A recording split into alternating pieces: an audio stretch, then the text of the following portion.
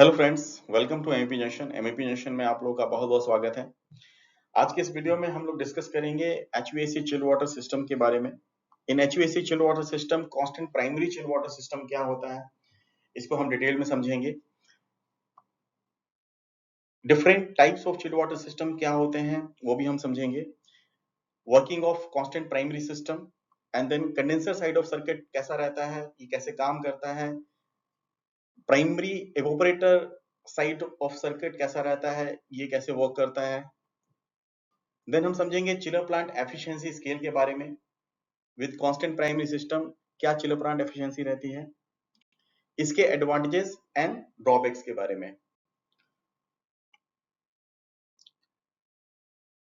So types of chill water system in HVAC में सबसे पहले जो रहता है वो है constant primary system, a very conventional system. Next constant primary variable secondary system, then primary variable secondary system, and the last but not least is variable primary flow system. Let us discuss constant primary system. Constant primary system एक बहुत ही simplest chilled water distribution system रहता है। इस schematic में आप देख पा रहे हैं दिस कंप्लीट एरिया, इस स्कीमेटिक को हम बोलते हैं HVAC high side and this area is called as low side. Okay, so high side में आपके चिल वाटर सिस्टम्स के सभी इक्विपमेंट एसेसरीज आते हैं जो चिलर प्लांट में रहते हैं, जिसमें सबसे पहले कूलिंग टावर आता है which is fix speed cooling tower, and then हमारे पास फिक्स स्पीड कंडेंसर पंप्स होते हैं, फिक्स स्पीड चिलर्स होते हैं and fix speed primary pumps होते हैं।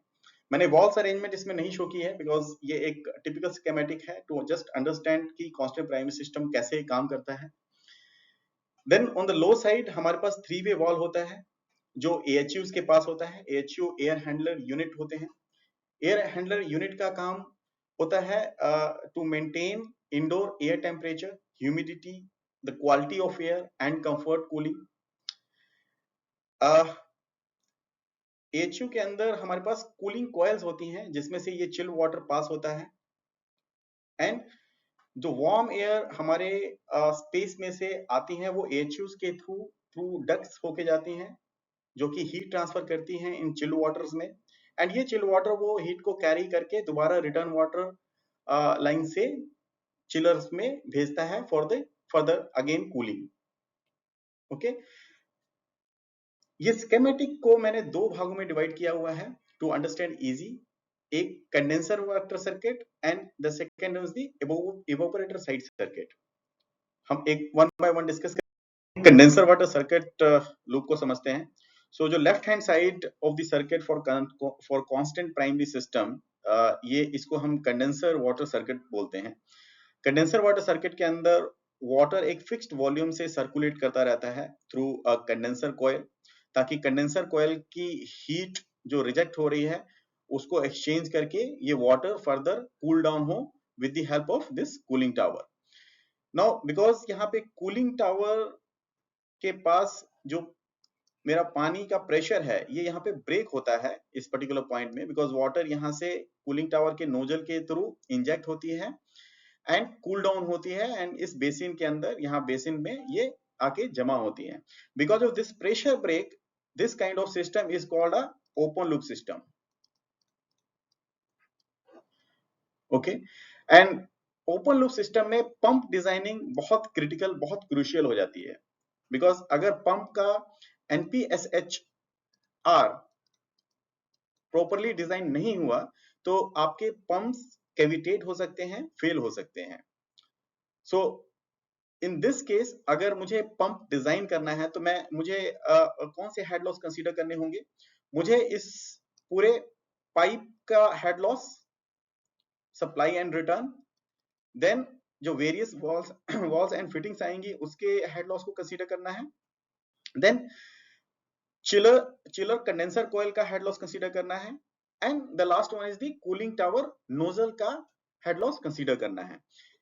ये सारे हेड लॉस को कंसीडर करने के बाद जो हेड टोटल हेड आएगा, that is the head for my condenser pumps. Okay, but इसमें बहुत इंपॉर्टेंट ये है कि अगर मेरे कूलिंग टावर एंड पंप्स के बीच का जो हाइट है, this height is not that much, अगर ये बहुत ज्यादा नहीं है, सपोज ये हाइट मेरी 5 मीटर है या अप टू 10 मीटर है, तो जो मेरा NPSHR है, जो net positive suction head required है, ये बहुत क्रिटिकल हो जाता है पंप मैन्युफैक्चरर के लिए डिजाइन करना जब वो पंप की सिलेक्शन करता है। और बहुत सारे केसेस में ये NPSHR और NPSHA is net positive suction head available, जो यहाँ पे हम कैलकुलेट करते हैं, और NPSHR जो पंप के लिए रिक्वायर्ड होता है। अगर ये इक्वल हो जाए तो इस केस में कैविटेशन के जो चांसेस हैं वो काफी बढ़ जाते हैं। सो हमारे पास हमेशा NPSHA हायर साइड में होना चाहिए और NPSHR इससे कम होना चाहिए।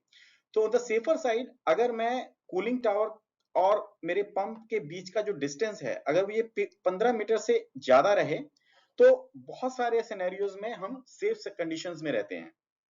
Okay, pipeline design and other aspect हमेशा उसमें कंसिडरेशन में रहते हैं, बट अगर हमारे पास 15 मीटर का हाइट मिलता है between basin of the cooling tower and pump suction, तो हम पंप मैन्युफैक्चरर से बोल सकते हैं कि आप हमें एक पंप सेलेक्ट करके दें जिसमें NPSHR 5 मीटर या उससे कम हो। So with this selection, NPSHR के सिलेक्शन से हम पंप की कैविटेशन को बचा सकते हैं, और ये एक बहुत नॉर्मल और बहुत प्रॉब्लमेटिक एरिया है जो हमने बहुत सारे कंडेंसर वाटर पंप्स के अंदर देखी है। उसके बाद फ्लो कैसे डिजाइन कर सकते हैं for condenser pump. So flow chiller manufacturer से डायरेक्टली आप ले सकते हैं। चिलर मैन्युफैक्चरर आपको फ्लो शेयर करता है कि मेरे कंडेंसर साइड में कितना फ्लो की जरूरत है, और अगर आप थंब रूल से कैलकुलेट करना चाहते हैं तो आप 2.5 to 3 GPM पर टन ऑफ कूलिंग कैपेसिटी के थंब रूल से भी इसको कैलकुलेट कर सकते हैं।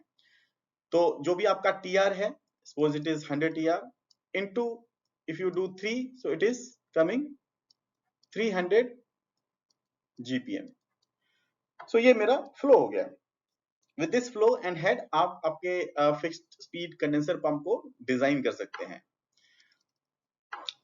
नॉर्मल कॉमन रेंज क्या रहती है डेल्टा टी की अक्रॉस दी कंडेंसर साइड? ये वेरी करती है 5 डिग्री सेल्सियस से 10 डिग्री सेल्सियस, एंड ये as per Indian climate condition होता है।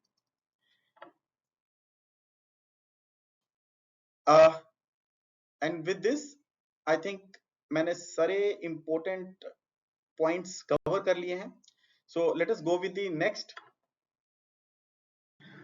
सो राइट हैंड साइड का स्कीमेटिक जो कांस्टेंट प्राइमरी सिस्टम में हमने देखा था, that schematic is called as evaporator water circuit, and evaporator water circuit में भी जो वाटर फ्लो होता है वो एक फिक्स्ड वॉल्यूम वाटर फ्लो होता है, बिकॉज इसमें भी आपके फिक्स्ड प्राइमरी पंप हैं एंड फिक्स्ड स्पीड चिलर्स हैं। द एवोपरेटर कोयल, अगर इसको वो फिक्स्ड वॉल्यूम जो डिजाइन वॉल्यूम है वो नहीं मिलेगा तो ये चिलर ट्रिप हो सकते हैं। सो इसकी वजह से हमें एक फिक्स्ड वॉल्यूम ऑफ वाटर पास करना पड़ता है। एंड देन हमारे पास 3 वे वॉल है, एंड ये 3 वे वॉल्स चिल वाटर सप्लाई करते हैं डिफरेंट AHUs को, एंड ये डिफरेंट कंडीशंस हैं, एंड दीज 3 कंडीशंस ये नॉर्मली सिर्फ 3 कंडीशंस ही आती हैं हमारे वॉल्स के ऑपरेशन में, जो हम डिस्कस करेंगे। दूसरा, अगर आप इस स्कीमेटिक को देखेंगे तो this complete schematic is having no pressure break, right. आपका लाइक कंडेंसर वाटर सर्किट, आपके कोई भी इसमें प्रेशर ब्रेक नहीं है, एंड इसकी वजह से इस लूप को हम क्लोज्ड लूप सर्किट बोलते हैं, right, closed loop circuit. Close loop circuit में हम पंप का हेड कैसे डिजाइन करते हैं? अगेन हमको हेड लॉस लेना है across complete pipeline supply and return, then head loss of your walls fittings like this 3-way wall, 2-way wall, this head loss through this flow meter as well. Then हमको head loss और pressure drop across evaporator coil consider करना है, and head loss across the AHU coils हमको consider करना है। इन सबका total हमारे पास as an pump head निकल के आता है।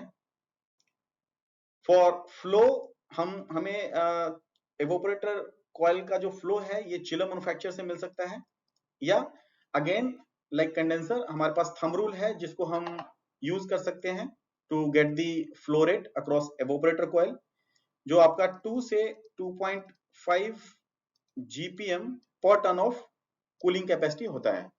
सो इन केस आपके पास 100 TR का चिलर है, इसको अगर आप 2 से मल्टीप्लाई करेंगे, I am taking this value, तो आपके पास 200 GPM का वाटर फ्लो आ जाता है, राइट। सिंस ये सिस्टम आपका क्लोज लूप है तो आपको NPSHR का कोई इशू नहीं रहता है, ओके। तो अगर आपका पंप 5 to 15 मीटर के NPSHR की रेंज में भी अगर डिजाइन हो रहा है, स्टिल आपको कैविटेशन का कुछ भी इशू नहीं आएगा, राइट। कैविटेशन की प्रॉब्लम आपको नहीं आएगी। So pump designing for primary fix speed is little easy compared to the condenser water circuit design. Now हम डिस्कस करेंगे ये 3 वॉल्स का ऑपरेशन। इस द फर्स्ट वॉल अगर आप इसमें देखेंगे तो फ्लो सिर्फ वन डायरेक्शनल दिख रहा है, चिल वाटर फ्लो आपका सिर्फ AHU के थ्रू जा रहा है, और सिंस दिस इज वाइट तो आपके बाईपास में there is no flow, right. इसका मतलब आपका AHU 100% लोड के ऊपर है, और 100% लोड के का मतलब आपका चिल वाटर का इनलेट 7 डिग्री का है, एंड ये आपका 12 डिग्री सेल्सियस आउटलेट होना चाहिए, right, theoretically. Second is when आपका AHU में लोड पार्शियल है, सो अगर आपका स्पेस का जो कूलिंग है, this cooling is partial, it requires a partial load, then आपके AHU में फुल फ्लो की रिक्वायरमेंट नहीं होती है, एंड उसकी वजह से आपका जो 3-वे वॉल है ये दोनों तरफ वाटर फ्लो करता है, one is the bypass and AHU। सो जो भी आपकी AHU की रिक्वायरमेंट होगी उतना पानी आपका AHU के थ्रू चला जाता है, और बाकी का पानी आपका बाईपास वॉल के थ्रू होके, बाईपास के थ्रू होके एंड इस लाइन से फिर दोबारा रिटर्न लाइन में ऐड हो जाता है। फॉर एग्जाम्पल अगर मैं यहाँ पे बाईपास लाइन का फ्लो 50% लेता हूँ और इसका 50% लेता हूँ, तो अभी यहाँ पे जो मेरा रिटर्न टेम्परेचर रहेगा, द आउटलेट टेम्परेचर रहेगा जो रिटर्न लाइन में ऐड होगा, ये आपका 12 डिग्री नहीं होगा, राइट। ये आपका 9 डिग्री हो सकता है, ये आपका 8 डिग्री हो सकता है, based on the load conditions, right. The next is जब मेरा AHU में लोड बिल्कुल नहीं है, जीरो लोड, सो मेरा स्पेस जो मुझे कूलिंग करना है यहाँ पे कोई भी नहीं है, लाइक देयर इज ऑफिस और वो ऑफिस क्लोज्ड है, तो AHU पे कुछ भी लोड नहीं होगा, एंड उस केस में इस पर्टिकुलर AHU के अंदर जो फ्लो है ये सारा बाईपास लाइन के थ्रू होते हुए मेरे रिटर्न लाइन में वापस आ जाएगा, राइट। सो अब आप 3 डिफरेंट कंडीशन देख पा रहे हैं। एक लाइन के अंदर आपका 12 डिग्री का पानी आ रहा है, चिल वाटर आ रहा है, सेकेंड में आपका 8 to 9 डिग्री का चिल वाटर आ रहा है, एंड थर्ड में आपका 7 डिग्री का चिल वाटर आ रहा है। Now, ये 3 डिफरेंट कंडीशन एक रिजल्टेंट टेम्परेचर आउटपुट निकालती हैं जो आपके रिटर्न वाटर में आएगा, मे बी 9 डिग्री और may be 10 degree, right, based on the different load conditions. हम इसको डिस्कस करेंगे, इस कंडीशन को क्या बोला जाता है और इससे क्या एफिशिएंसी लॉस होता है, वो हम नेक्स्ट स्लाइड में डिस्कस करेंगे।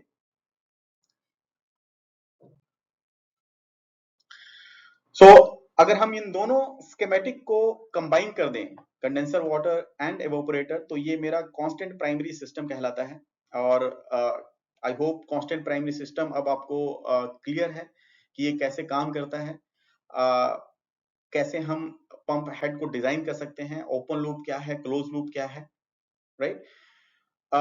सिंस कांस्टेंट प्राइमरी सिस्टम बहुत पुराने सिस्टम्स होते हैं, तो definitely efficiency of the systems are not that high, right.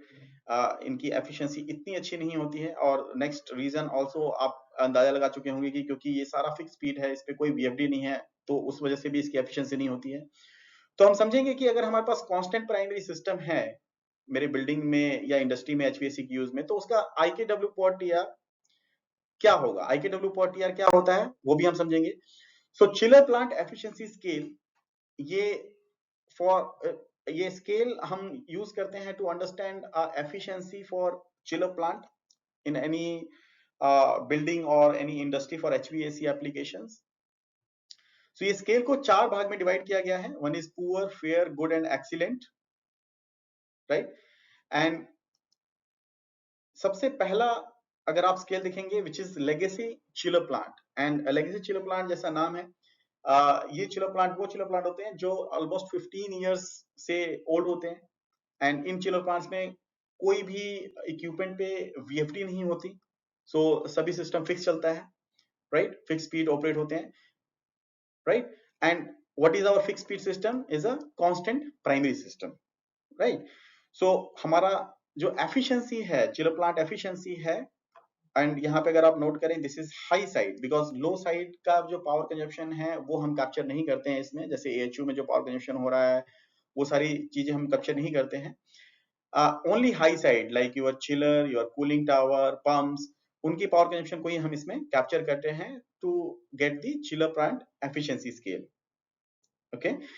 So chiller plant efficiency scale for legacy plant क्या रहता है, this is 1 to plus 1.2 IKW per TR, okay.